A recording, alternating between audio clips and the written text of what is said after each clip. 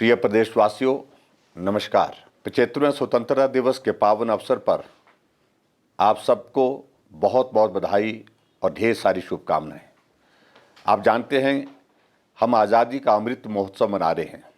हम सभी सौभाग्यशाली हैं कि हम आज़ाद भारत के इस ऐतिहासिक कालखंड के साक्षी बन रहे हैं।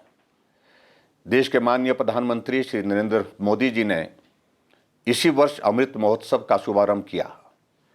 देश की आज़ादी असंख्य संघर्ष और असंख्य बलिदानों का परिणाम है। मैं देश के स्वाधीनता संग्राम में प्राणों की आहुति देने वाली महान विभूतियों को आदरपूर्वक नमन करता हूँ। आज़ादी के बाद भी जिन्होंने मातृभूमि की रक्षा की परंपरा को जीवित रखा, देश की रक्षा के लिए सर्वोच्च बलिदान दिए और शहीद हो गए, तथा जिन पुण्य आत्माओं ने देश व प्रदेश के पुनर्निर्माण में प्रगति की एक एक ईंट रखी, उन सभी के चरणों में मेरा प्रणाम। देश की आज़ादी के लिए सभी स्वाधीनता आंदोलन में भागीदार बने। हमारा प्रदेश भी स्वाधीनता आंदोलन में शामिल था। भौगोलिक दृष्टि से भले ही हिमाचल देश का एक छोटा सा पहाड़ी राज्य है, लेकिन कुर्बानियाँ देने में प्रदेश के रणबांकुरे पीछे नहीं रहे। आज़ादी के यज्ञ में हिमाचल के स्वतंत्रता सेनानियों ने भी बढ़ चढ़कर आहुति डाली। जुल्म सितम सहे लेकिन झुके नहीं। पहाड़ जैसी मजबूत और पहाड़ जैसा हौसला दिखाया। आज़ादी की लड़ाई में हिमाचल का योगदान स्वर्ण अक्षरों में अंकित है। मैं उन पुरोधाओं तथा उन बहादुर स्वतंत्रता सेनानियों को शत शत नमन करता हूँ। देवभूमि हिमाचल की पहचान वीरभूमि के रूप में भी है। आज़ादी हासिल करने से लेकर आज़ादी बरकरार रखने के लिए जितने भी संघर्ष हुए, जितनी बार दुश्मन ने भारत माँ की तरफ आंख उठाकर देखा, हमारे हिमाचल के वीर सपूतों ने अपनी बहादुरी और फौलादी इरादों से दुश्मन के नापाक इरादों को मिट्टी में मिला दिया। हमेशा शौर्य की नई गाथा रची। हमें इस बात का गर्व है कि देश का पहला परमवीर चक्र हिमाचल के वीर सपूत मेजर सोमनाथ शर्मा को अपने सर्वोच्च बलिदान के लिए प्राप्त हुआ था। उसके पश्चात colonel DS Thapa, captain Vikram Batra तथा राइफलमैन संजय कुमार को भी अतुलनीय शौर्य के लिए यह सर्वोच्च सम्मान प्राप्त हुआ। इसके अतिरिक्त प्रदेश के वीर जवानों को मातृभूमि की रक्षा के लिए अदम्य साहस, शौर्य और वीरता का परिचय देने के लिए 2 अशोक चक्र तथा 1096 वीरता पुरस्कार से सम्मानित किया गया। प्रदेश के जवानों को मिले बहादुरी के यह तमगे हमारी नई पीढ़ी को देश के लिए सर्वोच्च बलिदान की प्रेरणा देते रहेंगे। हमें अपने बहादुर सपूतों और उनकी कुर्बानियों पर गर्व है। प्रदेश के नौजवानों के लिए सेना में भर्ती होना हिमाचल की गौरवपूर्ण परंपरा का हिस्सा रहा है। हमारे सेवारत जवानों सरहदों पर मुस्तैदी से डटे हैं और हमारे पूर्व सैनिक प्रदेश के विकास और नवनिर्माण में महत्वपूर्ण भूमिका निभा रहे हैं। हमारी सरकार वयोवृद्ध स्वतंत्रता सेनानियों के आश्रितों, सैनिकों, भूतपूर्व सैनिकों तथा उनके परिवारजनों के कल्याण के प्रति वचनबद्ध है। प्रदेश सरकार द्वारा उनके कल्याण के लिए अनेक योजनाएं चलाई जा रही हैं। देश के यशस्वी प्रधानमंत्री श्री नरेंद्र मोदी जी के मजबूत व दूरदर्शी नेतृत्व में आज भारत समूची दुनिया में एक सशक्त राष्ट्र के रूप में उभरा है। पूरा विश्व आज हमारे देश की ताकत व क्षमता का लोहा मान रहा है। हमारी सैन्य क्षमता बढ़ी है और हमारी सीमाएं पूरी तरह से सुरक्षित हैं। प्रदेशवासियों, हमने देखा है देश के यशस्वी प्रधानमंत्री श्री नरेंद्र मोदी जी के नेतृत्व में केंद्र सरकार द्वारा शुरू की गई योजनाएं तथा ऐतिहासिक निर्णय वरदान साबित हो रहे हैं। चाहे मेक इन इंडिया कार्यक्रम हो, वर्ष 2022 तक किसानों की आय को दोगुना करना हो, या नई राष्ट्रीय शिक्षा नीति हो, ये सभी आत्मनिर्भर भारत के संकल्प को पूरा करने में सहायक सिद्ध होंगे। प्रदेशवासियों, इस छोटे से प्रदेश ने वर्ष 1948 में अपने गठन से लेकर अब तक अपनी विकास यात्रा में कई आयाम स्थापित किए हैं। आज हिमाचल ने देश के पहाड़ी राज्यों में आदर्श राज्य कहलवाने का गौरव हासिल किया है। कई क्षेत्रों में तो हमारे प्रदेश ने देश के बड़े राज्यों को भी नई राह दिखाई है। निस्संदेह इसका श्रेय इस प्रदेश की कर्मठ ईमानदार और भोली भाली जनता के दृढ़ संकल्प और इच्छा शक्ति और ईमानदार प्रयासों को जाता है। भाई और बहनों, आप सबके व्यापक समर्थन से 27 दिसंबर 2017 को हमारी सरकार ने कार्यभार संभाला था। हमने पहले ही दिन से ये प्रयास किए हैं कि हम जन आकांक्षाओं पर खरा उतरें, जनता व सरकार के बीच दूरी को खत्म करें, जवाबदेही और पारदर्शिता के साथ नीतियों और कार्यक्रमों को जनता तक पहुंचाएं, ताकि जन जन की भागीदारी इस विकास यात्रा में सुनिश्चित हो सके। हम इसमें कामयाब भी रहे। गुड गवर्नेंस के मामले में आज देश के कई राज्य हमारा अनुसरण कर रहे हैं। इन 3.5 वर्षों में सरकार ने प्रदेश के चहुमुखी विकास व लोक कल्याण की कई योजनाओं की शुरुआत की है। कार्यभार संभालते ही हमारी सरकार ने वृद्धजनों को सम्मान देते हुए सामाजिक सुरक्षा पेंशन की आयु सीमा को बिना किसी आय सीमा के 80 वर्ष से घटा करके 70 वर्ष किया। प्रदेश में कुल 6,09,000 सामाजिक सुरक्षा पेंशन लाभार्थी हैं। वर्तमान वित्तीय वर्ष 2021-22 में पेंशनों को लाभान्वित करने के लिए अब तक लगभग 256 करोड़ रुपए व्यय किए जा चुके हैं।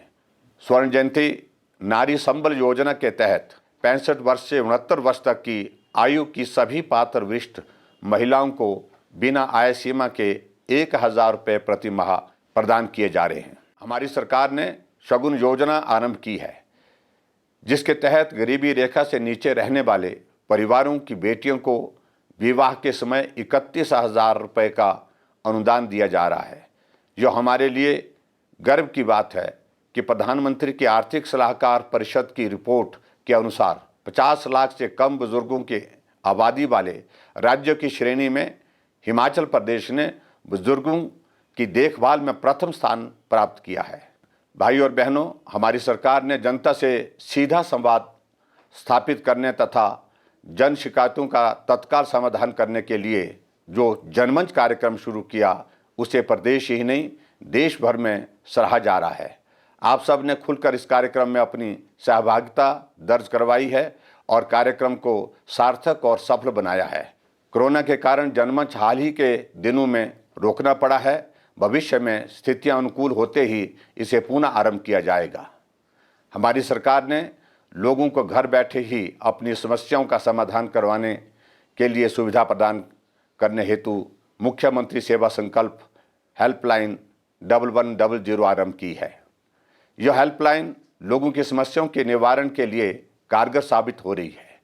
अब तक 2,48,000 शिकायतें प्राप्त हुई हैं, जिनमें से अधिकतर शिकायतों का निवारण किया जा चुका है। प्रदेशवासियों, ग्रामीण जीवन से जुड़े सुख दुख से मेरा गहरा नाता रहा है। बालन की लकड़ियाँ इकट्ठी कर चूल्हे के धुएं से जूझते जूझते खाना पकाना महिलाओं के लिए बहुत ही कष्टदायक अनुभव होता था। हमारी सरकार ने हिमाचल गृहिणी सुविधा योजना की शुरुआत की। इस योजना के तहत अब तक 3,17,000 से अधिक परिवारों को निःशुल्क गैस कनेक्शन उपलब्ध करवाए जा चुके हैं, जिस पर लगभग 116 करोड़ रुपए व्यय हुए हैं। यही नहीं, हमने प्रधानमंत्री उज्ज्वला योजना के अंतर्गत भी 1,36,000 से अधिक परिवारों को निःशुल्क गैस कनेक्शन उपलब्ध करवाए हैं। इन योजनाओं से न केवल महिलाओं को चूल्हे के धुएं से मुक्ति मिली है, बल्कि पर्यावरण का संरक्षण भी हुआ है। भाई और बहनों, प्रदेश के लोगों को बेहतर स्वास्थ्य सुविधाएं उपलब्ध करवाना हमारी सरकार की प्राथमिकता है। हमारी सरकार ने हिमकेयर योजना शुरू की है, जिसके तहत लोगोगों को स्वास्थ्य कवर प्रदान किया जा रहा है। इस योजना के अंतर्गत अब तक 5 लाख से अधिक परिवारों ने पंजीकरण करवाया है तथा 1,72,000 लोगों ने निःशुल्क इलाज करवाया है, जिस पर कुल 161 करोड़ रुपए व्यय किए जा चुके हैं। हमारी सरकार द्वारा गंभीर बीमारियों से पीड़ित आर्थिक रूप से कमज़ोर मरीजों को आर्थिक सहायता प्रदान करने हेतु सहारा योजना चलाई जा रही है। इस योजना के तहत अब तक 14,000 से अधिक लाभार्थियों को लगभग 31 करोड़ रुपए की सहायता राशि वितरित की जा चुकी है। भाई और बहनों, युवा शक्ति किसी भी राष्ट्र की ताकत होती है। हमारी सरकार युवाओं के कल्याण व उनके सुरक्षित भविष्य के लिए संजीदा प्रयास कर रही है। बीते 3.5 वर्षों में हम प्रदेश के युवाओं के लिए रोजगार के अनेकों अवसर पैदा कर पाए हैं। युवाओं को स्वावलंबी बनाने के लिए हमने मुख्यमंत्री स्वावलंबन योजना चलाई है, ताकि वे रोजगार के पीछे न भागकर रोजगार प्रदाता बने। हमें खुशी है कि यह योजना बहुत लोकप्रिय हुई है तथा युवा इस योजना का लाभ उठाकर आत्मनिर्भर बन रहे हैं। इस योजना के तहत अब तक 1903 परियोजनाएं क्रियान्वित कर 6000 लोगों को रोजगार प्रदान किया गया है तथा कुल 122 करोड़ रुपए का उपदान दिया गया है। मुख्यमंत्री स्टार्टअप योजना के तहत 10 करोड़ 43 लाख रुपए व्यय कर 154 स्टार्टअप तथा 11 इंक्यूबेशन केंद्रों को लाभ प्रदान किया गया है। प्यारे प्रदेशवासियों, राज्य में पहली औद्योगिक क्रांति की शुरुआत करने का श्रेय देश के तत्कालीन प्रधानमंत्री स्वर्गीय श्री अटल बिहारी वाजपेयी जी को जाता है, जिन्होंने 2003 में राज्य में निवेशकों के लिए 10 साल का कर अवकाश प्रदान किया था। इसके परिणाम स्वरूप आज हमारा प्रदेश फार्मा, सीमेंट, टेक्सटाइल आदि के निर्माण के मुख्य केंद्र के रूप में उभरा है। हिमाचल प्रदेश एशिया का सबसे बड़ा फार्मा हब बन गया है। हमारी सरकार ने प्रदेश में औद्योगिक तथा निवेश को बढ़ावा देने के उद्देश्य से वर्ष 2019 में राज्य में पहली बार ग्लोबल इन्वेस्टर्स मीट का आयोजन किया, जिसमें विभिन्न देशों के निवेशकों ने भाग लिया। इस इन्वेस्टर मीट में हमारे देश के यशस्वी प्रधानमंत्री नरेंद्र भाई मोदी जी ने आकर के हम सब का मान बढ़ाया था। आयोजन के दौरान हमारी सरकार ने 96,000 करोड़ रुपए के प्रस्तावित निवेश के लिए 703 समझौता ज्ञापनों पर हस्ताक्षर किए। इसके बाद 13,000 करोड़ रुपए से अधिक के निवेश की 240 परियोजना की प्रथम ग्राउंड ब्रेकिंग सेरेमनी का सफलतापूर्वक आयोजन किया गया था। अब दूसरा ग्राउंड ब्रेकिंग समारोह प्रस्तावित है। कृषि व बागवानी प्रदेश की अर्थव्यवस्था की रीढ़ है। हमने मुख्यमंत्री खेत संरक्षण योजना आरंभ कर खेतों की बाड़बंदी पर ध्यान केंद्रित किया, जिसका किसानों को बहुत लाभ हुआ है। अब तक हमारी इस योजना का 4,312 किसान लाभ उठा चुके हैं और इस योजना पर अब तक करीब 150 करोड़ रुपए व्यय किए जा चुके हैं। प्राकृतिक खेती को प्रोत्साहित करने के लिए हमारी सरकार ने प्राकृतिक खेती खुशहाल किसान योजना की शुरुआत की। हर्ष की बात है कि प्रदेश में अब तक इस योजना के तहत 1,18,504 किसान प्राकृतिक खेती को अपना चुके हैं और लगभग 6,500 हेक्टेयर क्षेत्र पर प्राकृतिक खेती की जारी है। हमारी सरकार ने कृषि उत्पाद संरक्षण योजना के तहत लगभग 51 करोड़ रुपए व्यय करके 9 लाख वर्ग मीटर क्षेत्र एंटी हेल नेट के तहत लाने में सफलता हासिल की है। इससे करीब 7,000 बागवान लाभान्वित हुए हैं। हमारी सरकार ने जल से कृषि को बल योजना शुरू की है। इस योजना पर 67 करोड़ रुपए व्यय कर 292 हेक्टेयर क्षेत्र में सिंचाई सुविधा प्रदान की जा चुकी है और इससे 1,172 किसान लाभान्वित हुए हैं। भाई और बहनों, प्रदेश के सभी गांव और बस्तियों में लोगों को स्वच्छ पेयजल उपलब्ध करवाने तथा लोगों को जल जनित बीमारियों से सुरक्षित रखने के लिए भी हमारी सरकार ने गंभीरता से प्रयास किए। जल जीवन मिशन के तहत अब तक लगभग 6 लाख घरों को पेयजल कनेक्शन उपलब्ध करवाए जा चुके हैं। स्पीति स्थित प्रदेश के सबसे ऊंचे गांव टाशिंगंग में भी पेयजल कनेक्शन उपलब्ध करवाया गया है।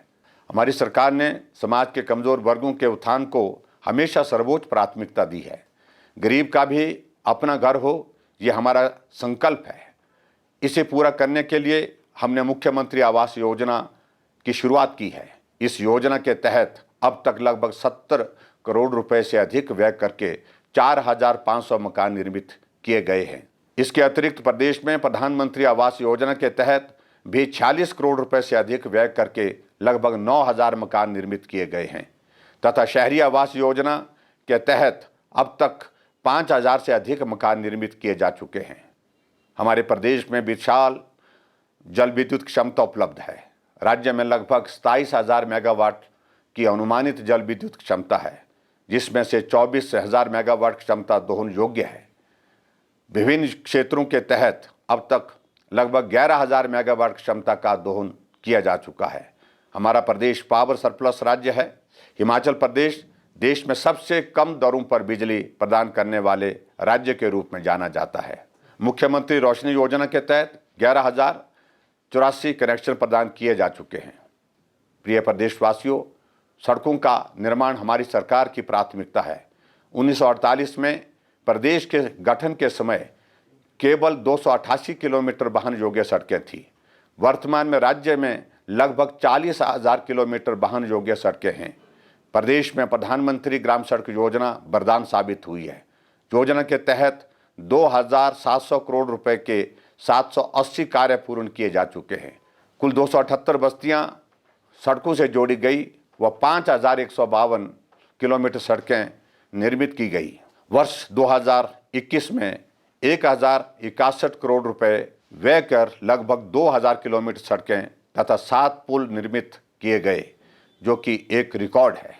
सितंबर 2020 में विश्व बैंक पोषित 800 करोड़ रुपए की लागत से हिमाचल प्रदेश राज्य सड़क सुधार परियोजना के लिए प्रदेश सरकार द्वारा भारत सरकार तथा विश्व बैंक के साथ समझौते पर हस्ताक्षर किए गए हैं।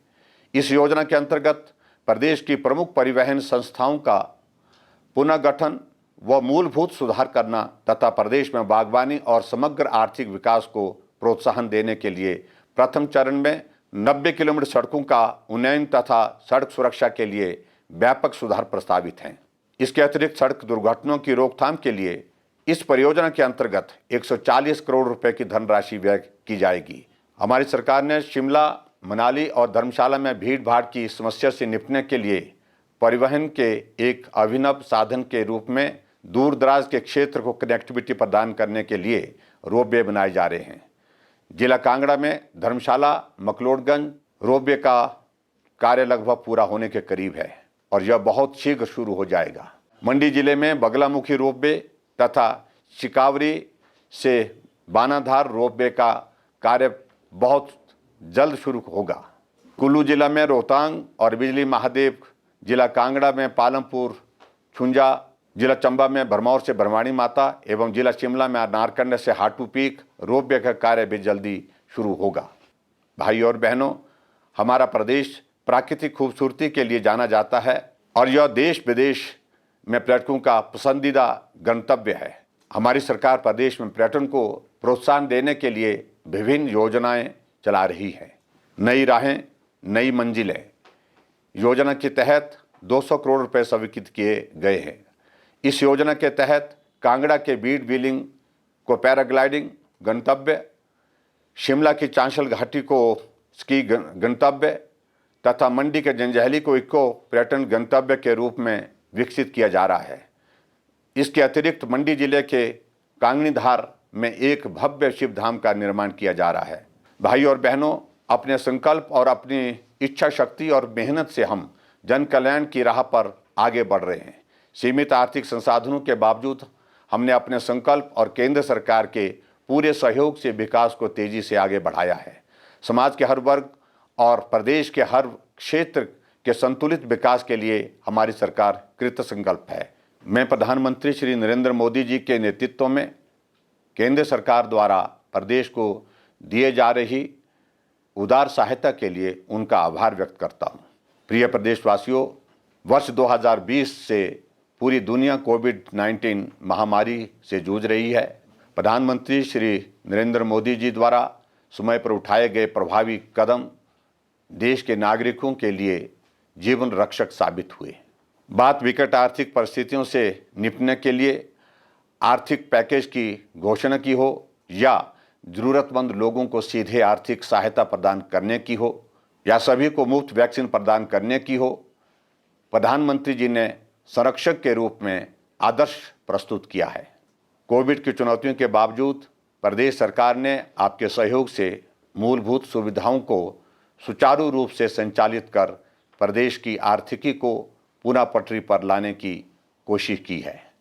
आप सभी प्रदेशवासियों के सहयोग से इसके संक्रमण को रोकने में हम काफ़ी हद तक सफल हुए हैं। कोरोना के नियंत्रण के लिए पूरे देश में मुफ्त वैक्सीनेशन का सबसे बड़ा अभियान चलाया गया है। हमारा प्रदेश इस टीकाकरण अभियान में अग्रणी राज्यों में शामिल है। मैं आप सभी प्रदेशवासियों तथा कोरोना योद्धाओं का कोरोना नियंत्रण में दिए गए अपने अपार सहयोग के लिए आभार व्यक्त करता हूं।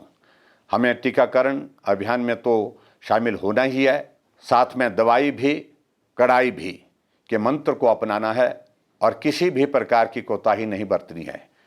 कोरोना पुनः अपने पांव पसार रहा है, हमें और भी सजग व सतर्क रहना होगा और एक जिम्मेदार नागरिक की भूमिका निभानी होगी। प्रिय प्रदेशवासियों, आप हमारी ताकत हैं। आपका स्नेह हमें आगे बढ़ने के लिए प्रेरणा देता है। आपका विश्वास हमारी पूंजी है। मैं सौभाग्यशाली हूं कि हमारी सरकार को कदम कदम पर आपका बहुमूल्य सहयोग व मार्गदर्शन मिल रहा है। इन्हीं शब्दों के साथ एक बार फिर मैं आप सबको स्वतंत्रता दिवस की शुभकामनाएं देता हूं तथा सबके स्वस्थ, सुखमय और समृद्ध जीवन की कामना करता हूं। जय हिंद, जय हिमाचल।